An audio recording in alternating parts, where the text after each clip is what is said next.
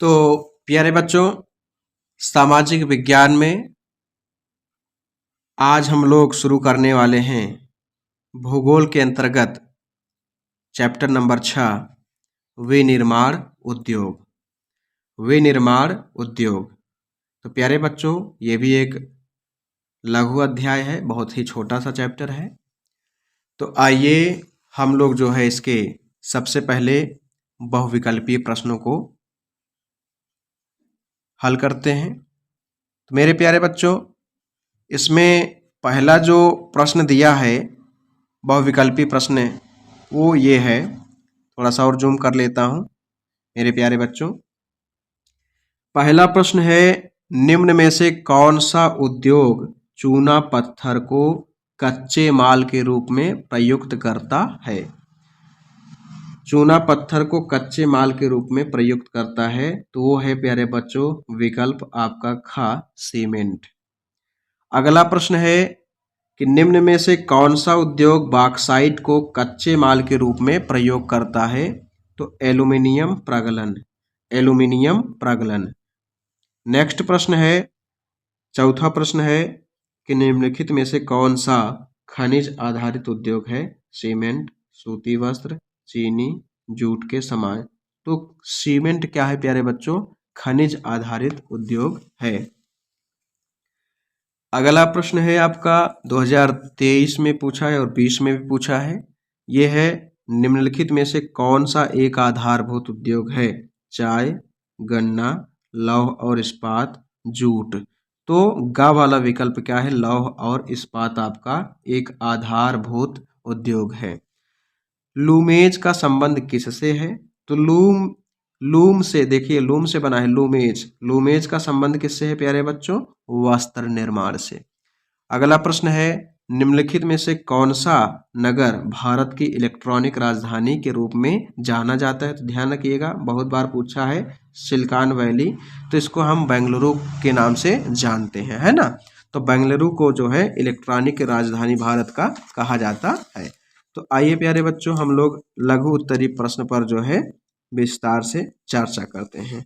और इसमें बहुत ही कम हम प्रश्न कराएंगे मेरे प्यारे बच्चों, क्योंकि जो है लगभग कई प्रश्न जो है हम पहले ही करा चुके हैं और उसी से संबंधित है। अगर आप एग्जाम में आएगा तो आप कर भी लेंगे, ठीक है। ये प्रश्न है जैसे कि भारत में चीनी उद्योग के सामने प्रमुख समस्याएं क्या हैं? तो भारत का चीनी उत्पादन में विश्व में दूसरा स्थान है। चीनी मिलों का 60% उत्तर प्रदेश और बिहार में है।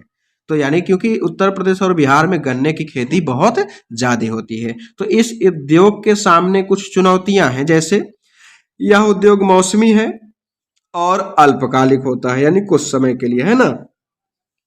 दूसरा, इस उद्योग में अभी भी पुरानी और असक्षम तकनीक का प्रयोग किया जाता है। तीसरा, परिवहन असक्षमता के कारण गन्ना सही समय पर कारखानों में नहीं पहुंच पाता। और खोई, जिसको खोइया कहते हैं, खोई का अधिकतम इस्तेमाल भी नहीं हो पाता।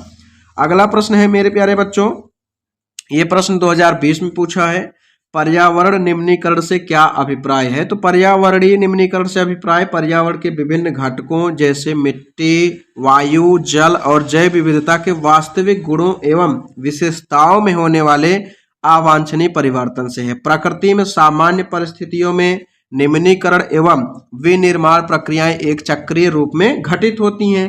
इनमें संतुलन की स्थिति बनी रहती है। लेकिन वर्तमान में इस तकनीकी प्रधान एवं वैश्वीकृत युग में मानवीय गतिविधियों यानी एक्टिविटियों के कारण प्राकृतिक संसाधनों के अतिदोहन से यह चक्र असंतुलित हो रहा है। भूमि उपयोग प्रतिरूप में परिवर्तन, औद्योगिकरण एवं नगरीकरण की तीव्र दर और उपभोक्तावादी संस्कृति ने निम्नीकरण की दर को तीव्र कर दिया है, जिसका परिणाम पर्यावरण असंतुलन के रूप में सामने आ रहा है। जितना तेजी से विकास हो रहा है उतना ही हम पर्यावरण के साथ भी खिलवाड़ कर रहे हैं। यदि हम इसी प्रकार पर्यावरण को नुकसान पहुंचाएंगे तो प्यारे बच्चों, आने वाले दिनों में आप देखेंगे कि जिस प्रकार जल बिक रहा है उसी प्रकार वायु भी बिकेगा और लोग जो है त्राहिमाम करेंगे। फिर उसके बाद जो है युद्ध होगा, युद्ध के पश्चात जो है फिर प्रलय की जो है जो भविष्यवाणी की गई है कि प्रलय होगा, तो प्रलय तो होगा ही होगा, क्योंकि ज्यादा अगर हम दोहन करेंगे तो। नेक्स्ट प्रश्न है एनसीईआरटी का है कि आधारभूत उद्योग क्या है, उदाहरण देकर समझाइए। तो वे उद्योग जो केवल अपने लिए ही महत्वपूर्ण नहीं है, बल्कि बहुत से उद्योग इन उद्योगों पर निर्भर करते हैं, इसलिए ये महत्वपूर्ण है। ऐसे उद्योगों को आधारभूत उद्योग कहते हैं। जैसे लोहा इस्पात उद्योग एक आधारभूत उद्योग है, क्योंकि अन्य सभी भारी, हल्के और मध्यम उद्योग इनसे बनी मशीनरी पर ही निर्भर हैं, है ना। तो विभिन्न प्रकार के इंजीनियरिंग सामान, निर्माण सामग्री, रक्षा, चिकित्सा, टेलीफोन, वैज्ञानिक उपकरण और विभिन्न प्रकार की उपभोक्ता वस्तुओं के निर्माण के लिए इस्पात की आवश्यकता होती है। तो आधारभूत उद्योग क्या है प्यारे बच्चों? तो लौह इस्पात उद्योग क्या है? आधारभूत उद्योग है, क्योंकि लोहे के बिना कोई भी उपकरण बनाना संभव नहीं है ना। तो अगला बच्चों दिया है विनिर्माण क्या है। एक और छोटा सा प्रश्न है एनसीईआरटी का, विनिर्माण क्या है? तो विनिर्माण क्या है देखिए जरा। तो विनिर्माण क्या है? तो कच्चे पदार्थ को मूल्यवान उत्पाद में परिवर्तित कर अधिक मात्रा में वस्तुओं के उत्पादन को वस्तु निर्माण या विनिर्माण कहते हैं। जैसे लकड़ी से कागज बनाना, गन्ने से चीनी बनाना और लोह अयस्क से लोहा इस्पात यंत्र लगाना, ये सब क्या कहलाता है? विनिर्माण। तो विनिर्माण उद्योग किसी भी देश के विकास की रीढ़ माने जाते हैं, क्योंकि ये कृषि के आधुनिकीकरण के साथ साथ अन्य उद्योगों के विकास में भी सहायक जो है सिद्ध होते हैं। अगला दीर्घ उत्तरी प्रश्न है मेरे प्यारे बच्चों, और ये प्रश्न जो है बढ़िया है, 2020 में पूछा है। और क्या लिखा है ये प्रश्न के उद्योगों के वर्गीकरण को समझाइए, या फिर उद्योगों का एक संक्षिप्त वर्गीकरण प्रस्तुत कीजिए, या स्वामित्व के आधार पर उद्योगों का वर्गीकरण कीजिए। तो इसको हम निम्न के आधार पर वर्गीकृत कर सकते हैं, जैसे कृषि आधारित, खनिज आधारित। तो कृषि आधारित यानी सूती वस्त्र, ऊनी वस्त्र, पटसन, रेशम वस्त्र, रबर, चीनी, चाय, काफी और वनस्पति तेल उद्योग किसके आधारित हैं? कृषि आधारित। लौह इस्पात, सीमेंट, एल्युमिनियम, मशीन, औजार, पेट्रोल रसायन किसके अंतर्गत जो है ये प्यारे बच्चों उद्योग आधारित हैं? खनिज आधारित। प्रमुख भूमिका के आधार पर, पहला तो आधारभूत उद्योग क्या है? हमने कहा कि जिनके उत्पादन या कच्चे माल पर दूसरे उद्योग डिपेंड हैं, उन्हीं को क्या कहते हैं? आधारभूत उद्योग। जैसे लोहा इस्पात, तांबा प्रगलन और एल्युमिनियम प्रगलन। इसी प्रकार उपभोक्ता उद्योग जो उत्पादन उपभोक्ताओं के सीधे उपयोग हेतु करते हैं, जैसे चीनी, दंतमंजन, कागज, पंखे, सिलाई मशीन आदि, ये सब क्या है? उपभोक्ता उद्योग हैं। पूंजी निवेश के आधार पर देखा जाए तो एक लघु उद्योग को परिसंपत्ति की एक इकाई पर अधिकतम निवेश मूल्य के परिप्रेक्ष्य में परिभाषित किया जाता है। यह निवेश सीमा समय के साथ परिवर्तित होती रहती है, अधिकतम स्वीकार्य निवेश के आधार पर की जाती है। यह निवेश मूल्य समय के साथ बदला गया है। वर्तमान में अधिकतम निवेश 1 करोड़ रुपए तक स्वीकार्य है। स्वामित्व के आधार पर, तो सार्वजनिक क्षेत्र के उद्योग, निजी क्षेत्र के उद्योग, संयुक्त उद्योग और सहकारी उद्योग क्या कहलाते हैं? स्वामित्व के आधार पर। तो वे उद्योग जिनका स्वामित्व राज्य सरकार या केंद्रीय सरकार के किसी संगठन के पास होता है, सार्वजनिक क्षेत्र उद्योग कहलाते हैं। जैसे भारतीय रेल किसी का थोड़ी है, भारत सरकार का है ना, तो ये केंद्र सरकार का है। लौह इस्पात उद्योग आदि, ऐसे उद्योगों में लाभ और हानि सरकार की होती है। इन उद्योगों पर सभी सरकारी कानून लागू होते हैं। दूसरा क्या है? निजी क्षेत्र के उद्योग। तो वे उद्योग जिनका, निजी मतलब होता है प्राइवेट, तो जिनका स्वामित्व एवं प्रबंध एक व्यक्ति, कुछ व्यक्तियों या फर्मों या कंपनियों के पास होता है, उन्हें निजी क्षेत्र के उद्योग कहते हैं। और इसमें होने वाला लाभ और हानि निजी व्यक्तियों का होता है, जैसे टिस्को, बजाज ऑटो लिमिटेड, डाबर उद्योग आदि। संयुक्त उद्योग क्या होता है? कि ऐसे उद्योग जो राज्य सरकार और निजी क्षेत्र के संयुक्त प्रयास से चलाए जाते हैं, उसको हम बोलते हैं संयुक्त उद्योग। जैसे ऑयल इंडिया लिमिटेड।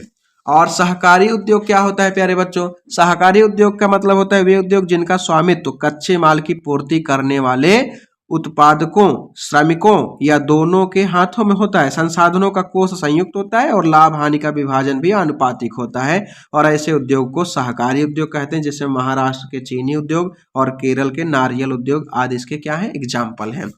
और उसके अलावा कच्चे और तैयार माल की मात्रा व भार के आधार पर, तो भारी उद्योग जैसे लोहा और इस्पात क्या है? भारी उद्योग हैं, जो कम भार वाले कच्चे माल का प्रयोग कर हल्के तैयार माल उत्पादन करते हैं। जैसे विद्युतीय उद्योग, उनको हल्के उद्योग कहा जाता है ना।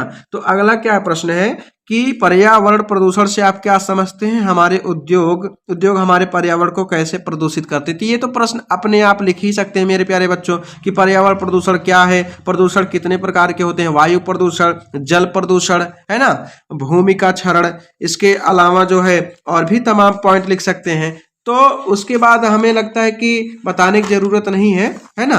ध्वनि प्रदूषण, रेडियो धार्मी प्रदूषण, तमाम प्रदूषण ही तो है और इनका औद्योगिक बस्तियों पर जो है, औद्योगिक बस्तियों पर पर्यावरण पर प्रभाव क्या पड़ता है अगर औद्योगिक क्रांति हो रही है उद्योगों का।